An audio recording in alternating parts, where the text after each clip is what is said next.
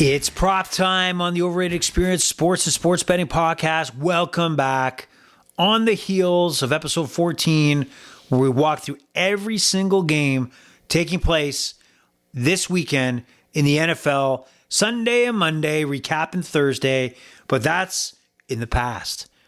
But I do encourage you to go listen to it before Sunday to be prepared and ready to go. Ready to go.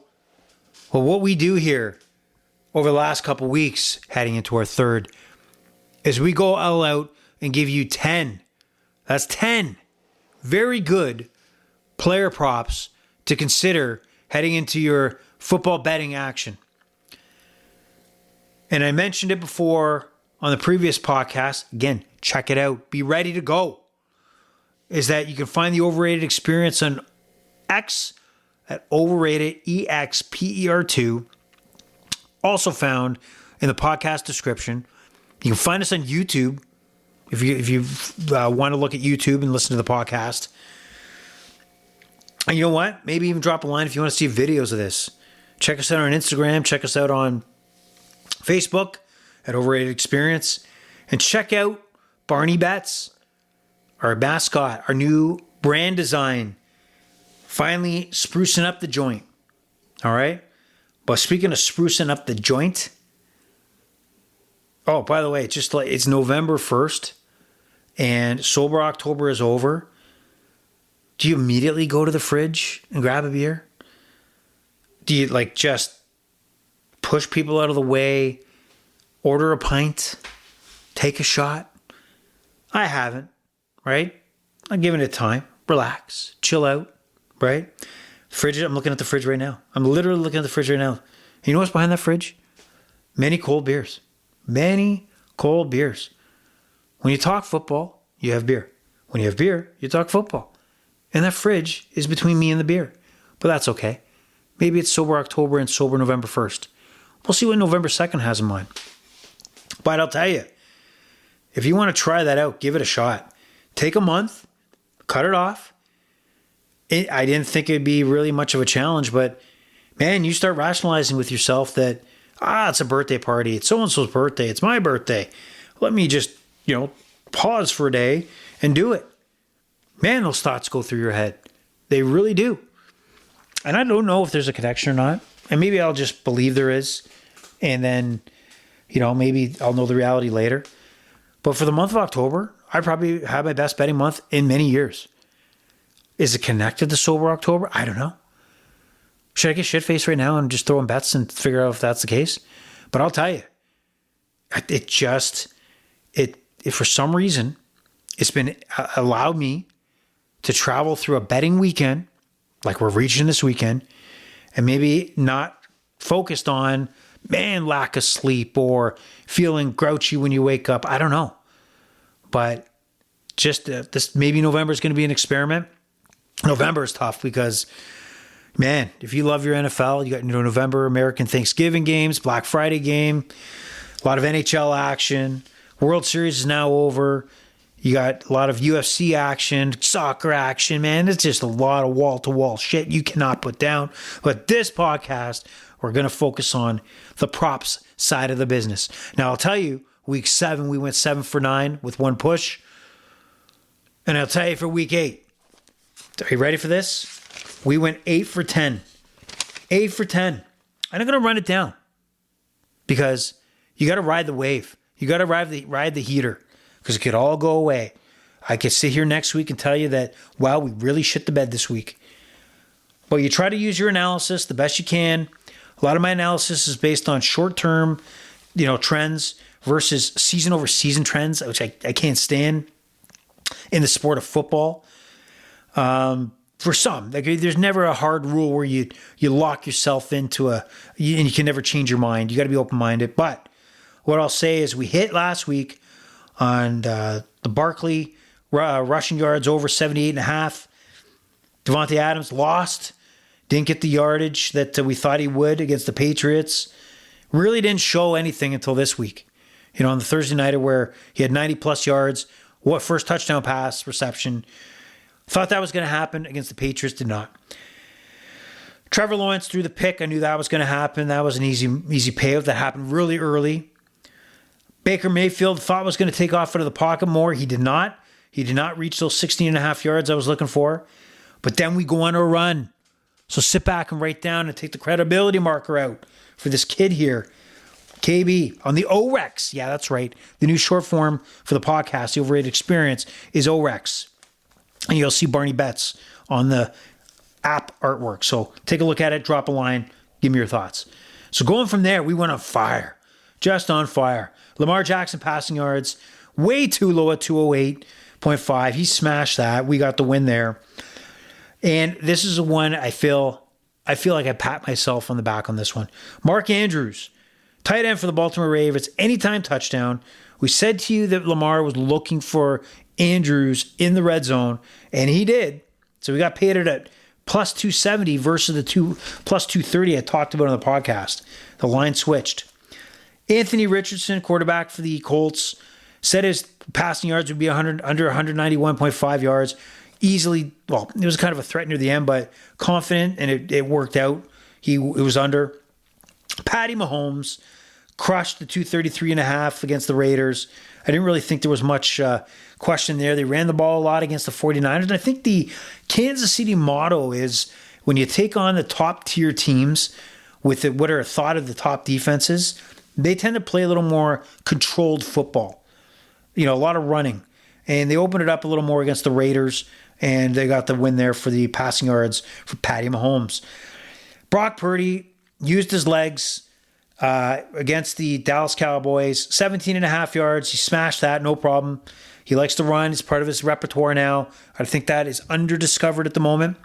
And George Pickens, receiver for the Pittsburgh Steelers. Am I the biggest fan of Russell Wilson? No. Do I think this is going to last, the success, or like this glory story that he's going to lead them somewhere he couldn't lead the Broncos? I don't think so. I think it was eventually going to fade away when he plays the Baltimores of the world and the schedule gets a little tougher. But in the meantime, unlike Justin Fields, he's able to put the ball in the air, and George Pickens is Mr. Contested Catch. One of the great receivers in the NFL. Underrated because he's not targeted to the same degree as some of the other guys in the NFL. And he smashed a 58.5. A lot of that was in the second half. But George Pickens gave us an 8 out of 10 win rate last week in the NFL. And we head into this week. So I hope you got your pen, hope you got your paper, or maybe put down your AI. Your ChatGPT is not going to give you what I'm going to give you. So we kick it off. Pick number one. And a lot of and I'm going to give you a philosophy here, and I'm going to give you an idea, is that I look at FanDuel and DraftKings and look at the lines, which is better. I'm going to take one is better. Player props, I can't say it enough. They're very significantly different in many of these, depending on the book you look at. So you can't stick to one. If you like something, go shopping. See if there's better value. A few yards here and there will make a difference. You can tell me if we were having a beer together and I said, give me a time where you lost a prop bet by a yard. A yard. You can probably rhyme off 5-6 examples over your betting career. Don't let it happen if you have the empowerment to find a book that's going to provide you a better line. So we start off with, these are no-brainers too. I'm not finding hidden gems of Joe Blow making his first NFL start at tight end, and he's going to blah, blah, blah. These are going to be more of a, the guys for the most part. Like here in the first pick is Josh Allen.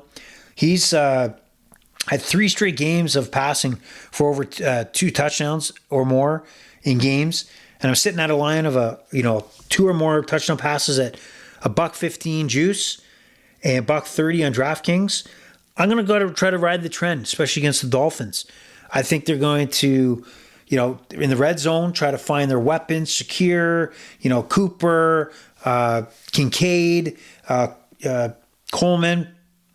So I think he hits 2 at least this Sunday against the Dolphins. Minus 115. Take it on FanDuel. Next, we have the Dallas Cowboys, the fraudulent Jerry Jones, Dallas Cowboys. We couldn't afford couldn't afford Derrick Henry. He doesn't play our style of football. I'm still best for this team. I'm going to lead this Dallas Cowboys team to a Super Bowl victory. Dak's our guy.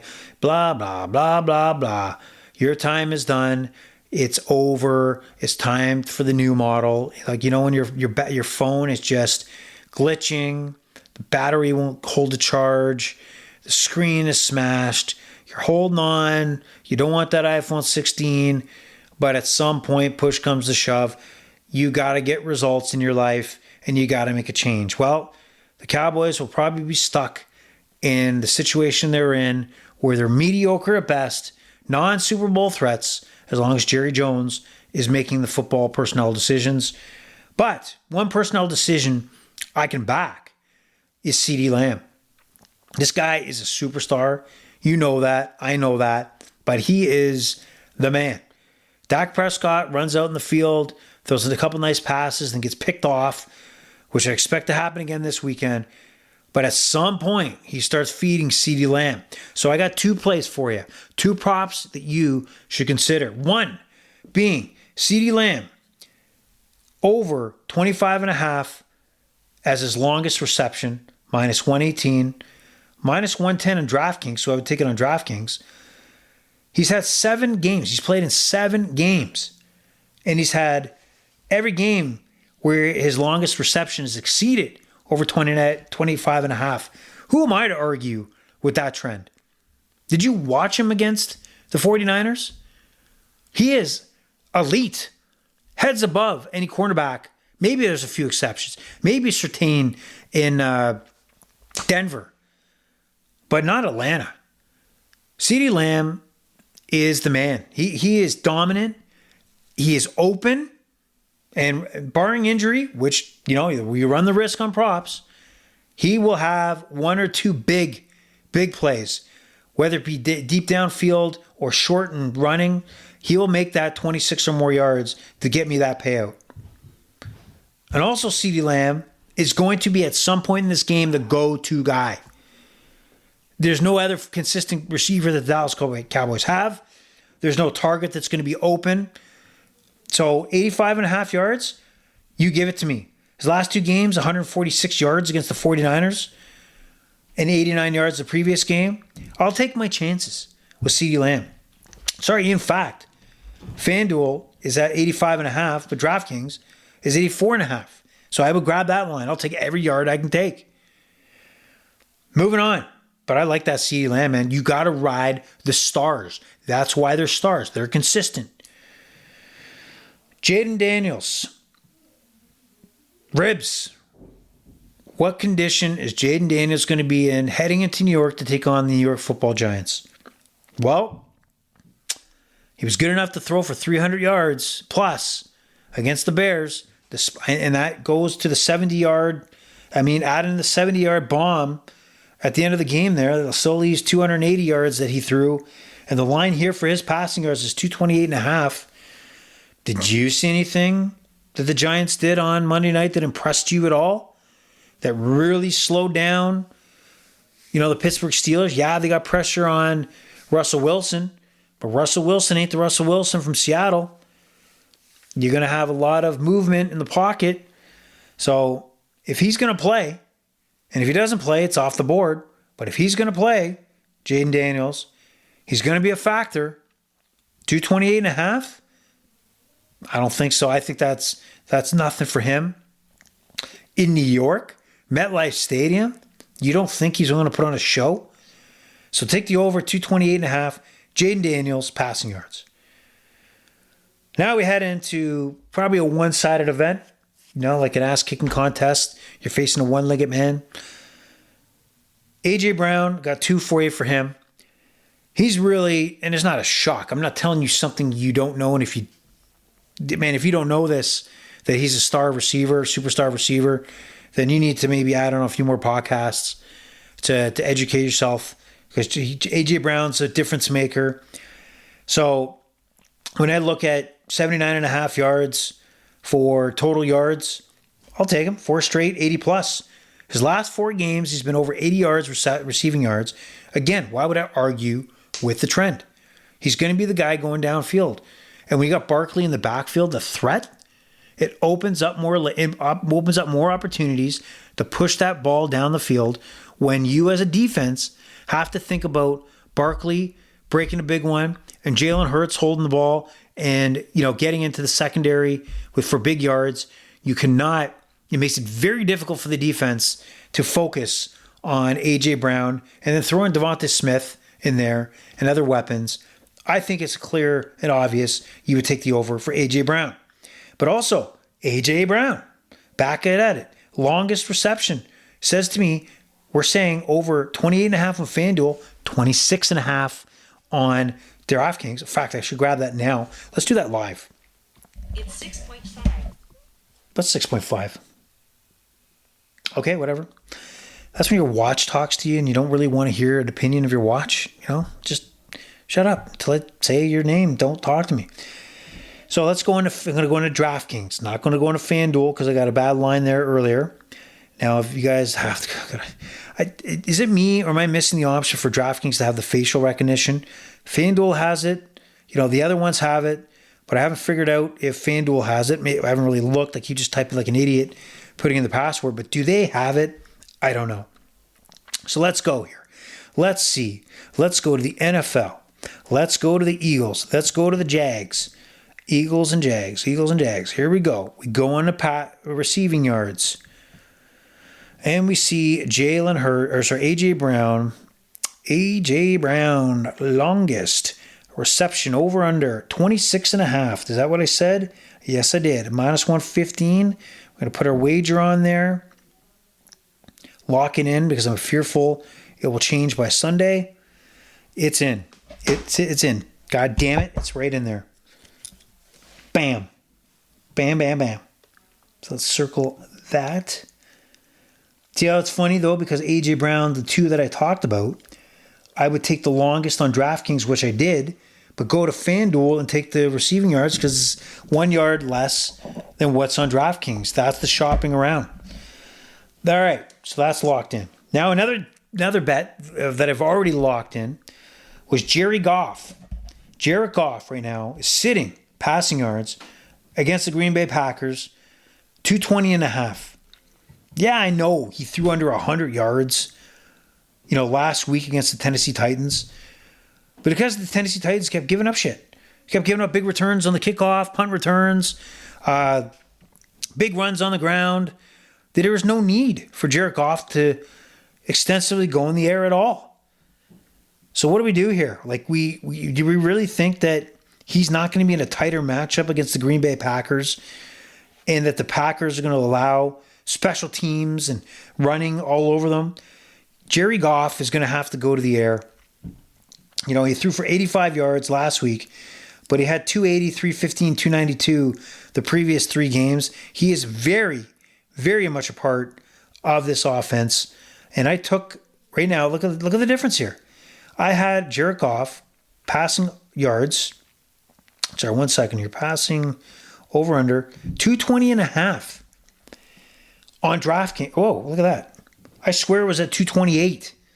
It was at 228 on DraftKings. Now it's at 220.5. I took it on FanDuel at 220.5.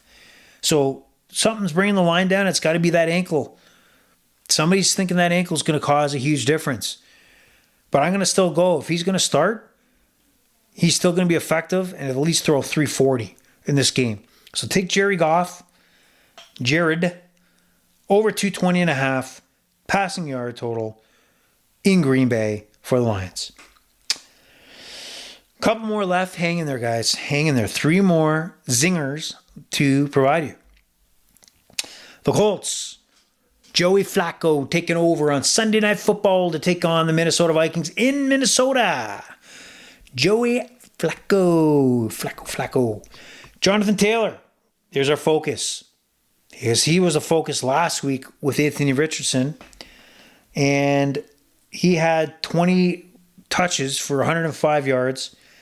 But where I'm going here is Jonathan Taylor gets at least over 18.5 running attempts. So he had 20 last week attempts, 20 plus the last two after that. Excuse me. He was off a month. Don't get me wrong. He was injured.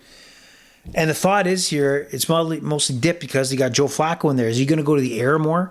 I think this game is tighter. I think you can't ignore that you still have to run the ball with your star, and that's Jonathan Taylor. So I'm thinking over 18 and a half rushing attempts in a tighter game than we think it's going to be. Lock it in. And another no-brainer in the same game, I don't think comes as much of a shocker to you.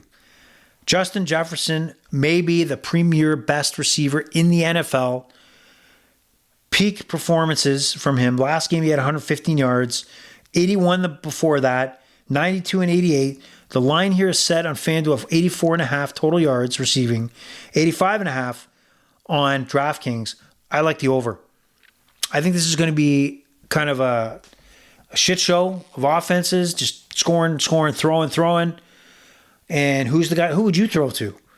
Who would you, risk your career on future, like a Sam Darnold? Who are you going to aim for? Who are you going to target? It better be Justin Jefferson. So take the over there, 84.5, if you know what's good for you. And last but not least, we go into the Monday Nighter. And if you listen to the Overrated Experience Sports and Sports Betting Podcast, episode 14, where we review and take picks of every game in week 9. Baker Mayfield, interesting. He's had in his last 3 games, 330 yards passing, 370, 325, and then 180, and then another 347. A lot of that is because the game has gone chaotic. Chaos. All right?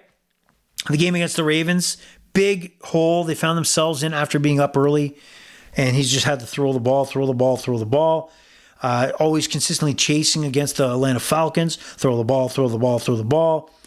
I know the Kansas City Chiefs have a hell of a defense. Spags, defensive coordinator, has a plan ready for Baker. But when I look at 238.5 for a guy that's throwing 300 in a chase mentality, a little chaos, I like the over at 238.5 for Baker. And those are 10 picks that you need to consider. You also need to check out the new branding with Barney Betts, our Boston Terrier, ready to go, ready to take on the world. Tell me what you think. And also, you need to manage that bankroll.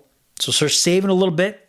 Don't blow it all in the NHL and NBA, soccer this weekend, college football. Manage that bankroll. Maybe put those props in now. And be ready to go Sunday, 1 o'clock kickoff, because that's why we're here. All right? Pleasure's all been yours. The Overrated Experience is over and out. Bye-bye.